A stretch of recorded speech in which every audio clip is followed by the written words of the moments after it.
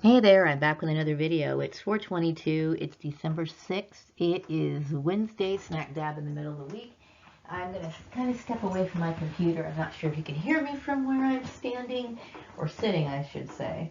But, today we just kind of started off like, blah. Like, really didn't have any energy to, you know what it is? It's burnout. Like, just going over the whole thing over and over and over again.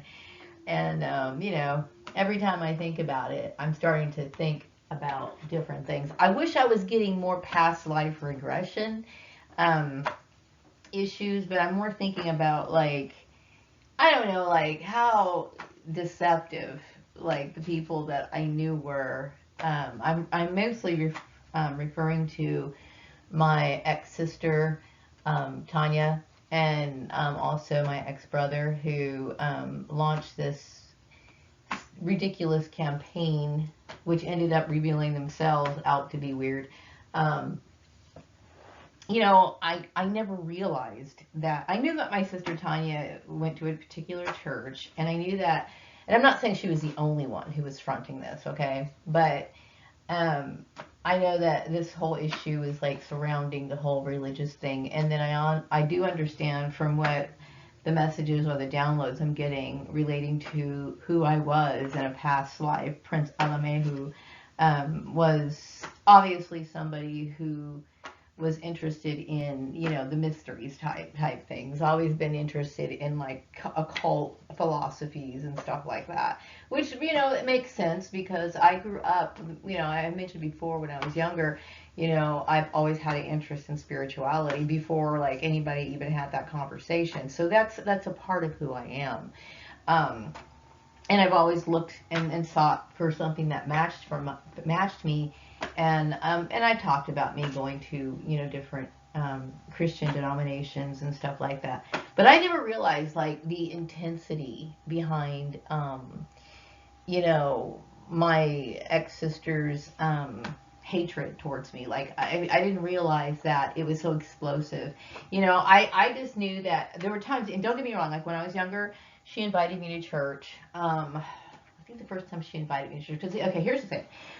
I remember me telling you guys on one of my videos a long time ago. I was talking about my religious experiences as a child, and we went to the Jehovah's Witness religion for a while, and then we went to this place called Olivet Baptist Church. I would say I went like my first grade year, and then a little bit in my second grade year. It wasn't very long. We didn't go there very long. I think this church group walked around the neighborhood and invited people, and Tanya, my brother, and my other sister went to the church, and most of the time we would go to like the little preschool, not preschool area, but the child area where it's like a daycare type area for children, and then the adults would go to the adult room.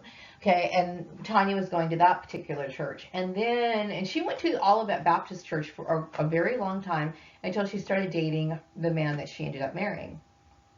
Now, um, she started switching to like what they call like a born again type Christian church.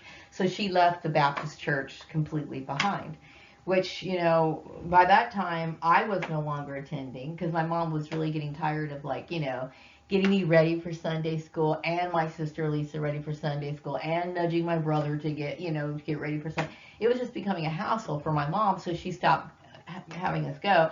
But Tanya continued to go. So, and then she met Jim when she got into college, and so she went to, they started going to this other church. And, I remember Tanya inviting me to that particular church. And I remember, it was like a type of gathering type stuff. A lot of younger type people. I would say I was in my teens at the time, so I was like either 12 or 13, and the people who were there were like in their early 20s. So it was kind of like, I don't know, a typical 20s type view of spirituality, I guess. And it wasn't necessarily that it was bad. It's just that I do know that they had some issues in the church, and there was a lot of, I don't know, type dominating sort of behavior. Like they would scrutinize what my sister was wearing and stuff like that, and tearing her apart and stuff like that. So maybe she's used to that form of Christianity, where I know other Christians that are not so, you know, restrictive, okay? But that's her choice. She made that decision. That's her choice that she made to be a part of a religion like that. And like I said, you know, other people, some people believe in a form of modesty where they cover their entire bodies, and that's their choice. They gravitate towards that religion, or they were raised in that religion and they accept that religion as an adult and they continue to go on there. But I, you know, I didn't like certain things about that religion. And I'm not going to go too deep into it, but I know that I felt as though her husband like kind of took advantage of her a lot of times, and she was kind of like, I don't know. You know, the thing is about some religions, and I understand what the Bible says about, you know, the man being the head of the household and stuff, but some people use that as an excuse to abuse and take advantage of people, and that's what it was from my perception, okay? And I didn't like that, and I didn't like the fact that, you know, I don't like, as a woman, I don't like being restricted. Like, I value my freedom and my ability to make choices. And, you know, if I was somebody who goes to a church, which I don't, and that's my choice, okay, I would not belong to something that restrictive. You know, I think that, you know, women, I think a lot of women need to feel a certain way. They need to feel comfortable with themselves, okay? And, you know, like my sister got reprimanded for wearing a tank top. Mind you, her tank top, to me, by today's standards, was extremely modest, okay? It had a little bit of lace at the top. You could not see her cleavage or anything like that. To me, I kept thinking, what are you talking about? Why are you, you know, saying that the girls at your church are like jumping on you for wearing this tank top? The tank top looked, I would wear the tank top, and everybody knows, like, if the front of my blouse gets too low, I'm pinning it up. If I buy a blouse that has a low dip, I'm the first person to put a safety pin in it if I can't get it to that sewing machine and I just really want to wear it or something. So I consider myself to be extremely modest, right? But you know, certain churches are very controlling, and a lot. And I notice that this comes from a lot of women who get jealous. Maybe, you know, I would say that my sister, back in the 80s when she was younger, she was probably maybe 110 pounds. She had a really nice figure and everything. And, you know, there's a lot of women who get jealous about that sort of stuff. So they want to bring it up as a moral issue. And then there's also men who feel threatened, especially if they look at their wives as a commodity and they don't want them walking out on them. They don't want them finding somebody else, so they want to keep that woman in her place, and they want to prevent her from finding other mates or whatever. So they want to dictate what she wears. And, you know, there's some people, it's not so much about that. It could be sometimes where, you know, a man really does cherish, those kind of relationships are rare, but they really do cherish their wife, and they want to make sure that their relationship, there's no temptation that goes on in that relationship. Maybe she might find somebody else or whatever. But that's between that couple. That should be between him and his wife, okay? It doesn't need to be her friends telling her what she should and shouldn't wear, okay? I didn't like that, okay? And I that's just what, you know, it was. And so, you know, Tanya ended up moving to Montrose, and of course, I took her bedroom because I was like the next in line to move into that room. I had my own room, and I didn't see Tanya for many, many years. I would only see her like during the holidays or something like that. And during this time that I didn't see her, I must have been a topic of conversation, because I get this feeling that she communicated with people that are meant to be my connections, if that makes any sense. So anyway, and I've always been somebody that she talked about, you know, and secretly competed against. And I believe that she, you know, tried to forced me into her religion, and you know, and with a bunch of other people, okay. And then also, you know, I do believe that because of this Prince Alamehu, of his religious choice while he was in England, I do believe that he must. I don't know what happened at that time. I really don't. I just know that I'm Prince Alamehu. I just know that, you know, I'm a little finicky about certain things. I have really high standards, but I do understand that it must come from who I am, okay?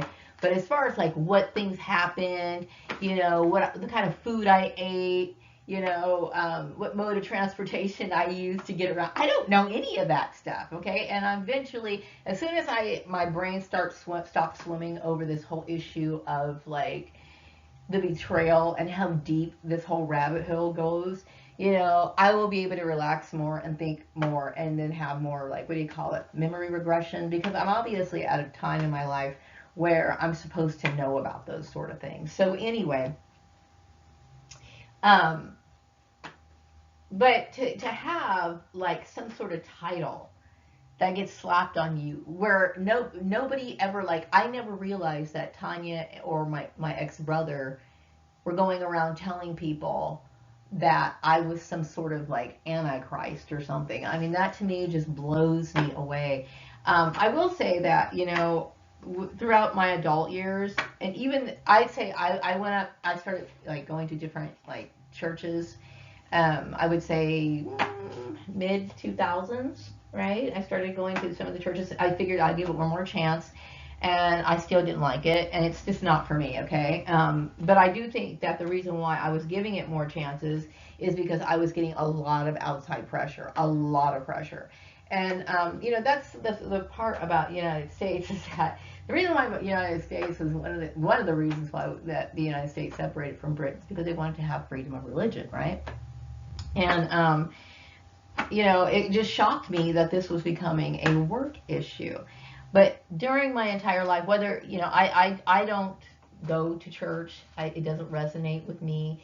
But I've always had a high regard for who Jesus Christ was. I've always had a high regard. Nobody could ever say Maria criticized Jesus Christ. No one could say that. No one would ever say that. And the problem with a lot of people who are under brain or like some sort of brainwashing or mind control, they tend to look at their church or their pastor as God Himself. So if anybody says something against a particular group or something, then it becomes, oh, well, you're attacking Christianity, you're attacking Jesus. I never attacked Jesus. I will say that those busybodies at her church needed to mind her own business. Is that saying something against Jesus Christ? Absolutely not. You know what I mean? Do I think that my sister should stand up for herself when when she's dealing with something that seems unfair? Absolutely not. Is that talking against Jesus? Absolutely not.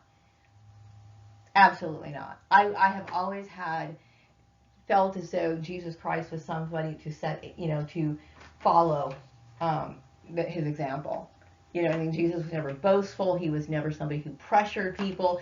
This was the word. You either accept it or he just kept moving. That's just how he was. Okay, it's not about forcing people to serve God or care about the things of God. They either do or they don't. And if they don't, then just keep it moving, because the day that you die is when, or Judgment Day, or whenever that actually takes place.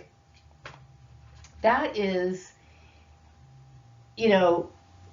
going to be judged by God. And if somebody was you were only going to that church because somebody was pushing or twisting your arm to go, the sincerity there that you need in order to have a relationship with a divine being is not there. You see what I'm saying? People should not be forced into religion. That's where it gets really dangerous, and this is where it can get fatal, right? But, because I have a respect for the idea of people who follow Jesus Christ, I know throughout the years I've met people, and I would let my guard down because I kept thinking, they say that they're Christian. And to me at the time, because I now know that a lot of people are just Christian by name. They just say that so they can get by, or they're using it as some sort of token to be in like a good old boys network club or whatever, okay? But when I was seeking out people's friendship, or people who would come to me and I would accept their phone calls and go out to lunch with them and stuff, I kept thinking, well, this person says they're a Christian, and in my mind I kept thinking, this means I'm going to be able to trust this person. If I tell them a secret or something, then this person's going to be able to keep it safe. Okay, this person is going to tries to have a moral life. This person, cares about those sort of things. And I cannot tell you how many times I've been stabbed in the back by people who claim to, you know, you know, follow or are supposed to follow in the footsteps of Jesus Christ blows me away. Blows me away, right? I really I've been very disappointed by the behavior of people, and and pointing out the behavior of certain people is in no way ever criticizing Jesus Christ. I do believe though that, you know, people come from different parts of the world, and you know, people originally everybody had different ways of worship, okay, before Christianity took over. And you know, if people choose to be Christian, you know, I don't have a problem with that. I don't see anything wrong. That's their choice.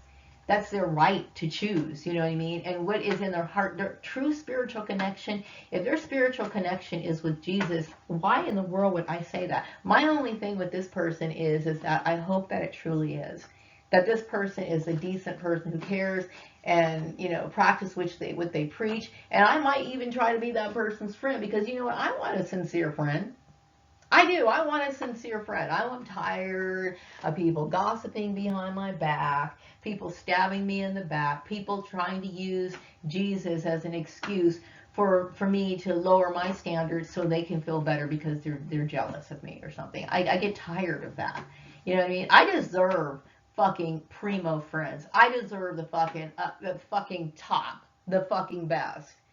That's the way it is, and that's not being arrogant. It's about having standards and knowing what I deserve. I deserve better than that. I deserve people who care about me, and I in turn can care about them and know that there's a bond there and trust that. You know what I mean? When I hear people say that they're Christian, I'm hoping that they care about how they represent the God that they claim to worship. That matters. That fucking matters, you know what I mean? And that's what I'm talking about. But no, for my ex-siblings to go around telling people I was the Antichrist, using that term, I hope that term wasn't used. See, I get the feeling that people thought that I was something wicked, okay? And I understand, some people don't understand what the occult is. I've always had a fascination with the occult. But when you look at the roots of most religions basically come from the occult. A lot of the occult has been hidden from people because that's why they call it secret knowledge. Because a lot of people didn't feel comfortable. If people felt like they had some sort of power over their lives, then people couldn't be in control. You get what I'm saying? So, and it's become a mystery to people. But in reality, you know, those mysteries are the foundation of what religion is made of. You know, but I'm a peaceful person. I love my country. I love what the ideas of what it stands for, meaning like when it comes to freedom. And I also, you know, I do have high standards, and you know, I feel as though, like, when it comes to my siblings, and not just my siblings, okay, like, I'm thinking about the community that I grew up in and the bullying that I had to deal with, okay? Mind control was really, really heavy in the 70s and 80s. It's always had a grasp on people, right? But like I said, you know, here we have me. I'm a clone. I'm walking around as a child. People, I had no idea. I just recently found out I was a clone, okay? But apparently people in my neighborhood all my life, okay, knew I was a clone. And I'm sure they were aware of other clones that were in the community, okay? And if some people haven't,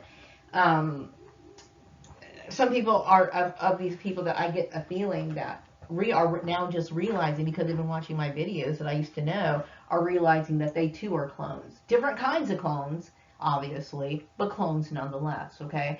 But the brainwashing, mind control was so deep in the Antelope Valley that it's never crossed anyone's mind that what's really going on. Why is it that these things never get reported? Like I said in one of my videos about how, like, cloning is not supposed to, according to what we've read. I mean, go Google up cloning, and they're going to talk about, hey, they're not counting human clones right now. Hasn't been done yet. You know what I mean? And yet, all this shit's going on, you know. And when I mentioned, like, there was oh gosh, I'm not even going to go there. But anyway, I'm just, like, kind of, like, releasing what I'm feeling and the frustration that's going on in my mind of this issue. And like I said, you know, I do want to be respectful. I'm not interested in being targeted again or bullied again or anything from these people, these wicked fucking people. I'm not interested in doing that. But I am, you know, it's unreasonable for me to think, or for them to, or anybody to think, really, that I'm going to deal with all of this. I'm going to go through a life of never having any sort of stability, like, which this is what happened, okay? I was bullied in school ridiculously, and this is one of the reasons why I've made all those 1,300 videos on this channel, okay? And why I bounced around YouTube channels, why I bounced around job to job, why I'm 52 years old and have nothing saved for retirement, because I've never had consistent employment, okay? This is the reason, okay? This whole like nature versus nurture thing, I'm sorry, but it reduced the quality of my life. I did not have a good quality life. You know what I mean? And I've only dealt with people that were multiples. And what I mean by multiples, I'm talking about people who are severely brainwashed, whether that be within their family dynamic, or it could be even in like, and this is just because I'm saying in a certain religious setting, does not mean I'm cutting down Jesus, and it doesn't mean that I'm fucking the, what do you call it? The Antichrist. That's absurd, okay? It means that there are certain forms of religion that has brainwashed people to the point where they are just so snowed under with brainwashing, like layers upon layers of brainwashing, multiples where like they'll say one thing and they'll do another. They'll say something against one thing, but yet they'll participate it and think that, or act as if it's not the same thing when in fact it really is. And they don't see what they're doing wrong. They do things that are contradictory, you know what I mean? Because they're multiples. And they were raised and bred to be that way. You know, whether that be, like I said, within their family dynamic or, and here's the thing, in Lancaster, it was a small community, and what I miss about it is I miss the little streets. I used to love walking in the streets because I'm somebody who's always been very psychic, and I've always loved the little energies that I would feel. And there were times where I would go to certain streets in the community when I was younger, and I would feel certain residual energies. I used to love going into abandoned buildings and stuff like that. But when I think about Lancaster as when the community, as when I'm growing up, and the bullying that I received, I do think that it was heavily under my control, and it was a very this is not what in any way like a cut down or trying to be insulting. It's just that it is ignorant. It does not question what goes on around it. They just do. They just accept. You know what I mean? So anyway, I'm gonna wrap up this video. I had to just let that out because I'm dealing with a little bit of like, I don't know, burnout, you know, and I'm trying to get on to the next thing. And I kept thinking, well, maybe if I just verbalize what's going on in my mind, what's going on through my thoughts, I can get more into past life regression. And also, you know, I tried to, I haven't heard anything back from the lady from Patreon yet. I haven't checked my email because I do think, yesterday I checked it, I didn't see anything from her. She may have responded to me today. I tried uploading my video. I'm working on another video as well. I don't know what's going on with it, and I do get anxiety by dealing with anything relating to Patreon or anything that relates to social media, mainly because of the uncomfortable targeting. Okay, you know, I know that there's issues going on, and I do believe that they're working on my account in some way. I don't want to go too much into it, but I do feel like, you know, it's just the fact that everything was so traumatic, you know, up until it just constantly is traumatic, like over and over and over again, that sometimes I get anxiety looking at emails and logging into Patreon because I don't like being played with, especially when it comes to things that my money and my future and my ability to take care of it myself. I mean, I take that very seriously. And the fact that somebody even tried to prevent me from that and blocking my work and then like doing stuff like that too, it just gets to be too much. So there's days where I have to really psych myself up to even deal with the Patreon issue. So yeah, I'm just telling you guys how I'm feeling and what's going on with me, okay? Because, you know, I feel as though the whole thing was absurd and it was unfair and it was highly racist. And I don't know, you think my sister Tanya has always been, like, in my opinion, like, mindless, because she should have known that this whole issue had racist undertones, but, like, she went along with it anyway, which just tells me how mentally unstable she really was. But anyway, um, but I'm angry because somebody would try to block me out like that when I have never done anything to hurt anyone. You know what I mean? I didn't deserve bullying in school. I didn't deserve it in junior high. I didn't deserve it in the workplace. I never deserved any of it. You know what I mean? This is what happens when religion wants control. This is the main reason why the United States said, no, we want to establish our own country. For that reason. Bro, this is just one of those reasons, okay? I mean, there's other reasons, but that was just one of it, okay? And then when you see that you've dealt with something like this and it became a work issue and you've said it over and over and over again, please get out of my life, and these people try to literally kill a person. This is their form of genocide. Okay, this is where the whole idea, and I did a video many years ago when I did understand that this had an issue, this had something to do with religion, okay? So I did 2 videos, I think this was back in 2017, called Dominion, no, 2017? Maybe. It was called Dominion Theology. It was part 1 and a part 2, okay? Dominion theology can get dangerous because I understand that in Christianity, some people take it to the extremes where they don't just want to preach which they don't.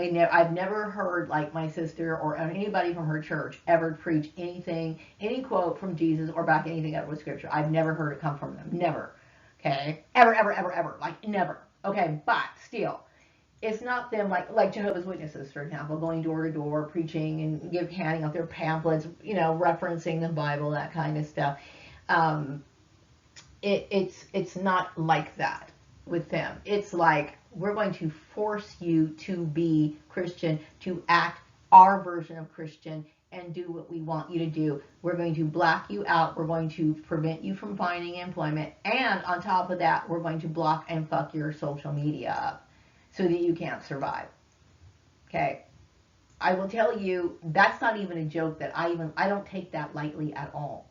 So this is one of the reasons why I have big time anxiety when it deals with posting videos, communicating with any of this, because it's traumatizing knowing that somebody did something that fucking crazy to another fucking person. You know what I mean? Meanwhile, my sister Tanya was sitting here when I would see her smiling in my face, acting like everything was okay. That's not something Jesus would do. That's fucking evil. Okay?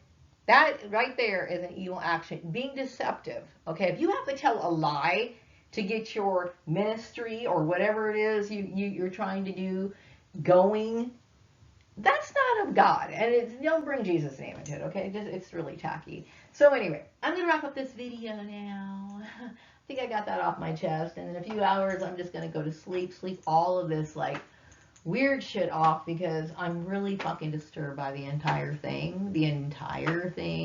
I'm thinking about certain kids, though, at school that I used to know. And, their bullying behavior and stuff, and, just how fucking wicked some of these little kids were, And I do know that there was a lot of adopted kids, so I'm thinking the Lancaster probably had a lot of clones.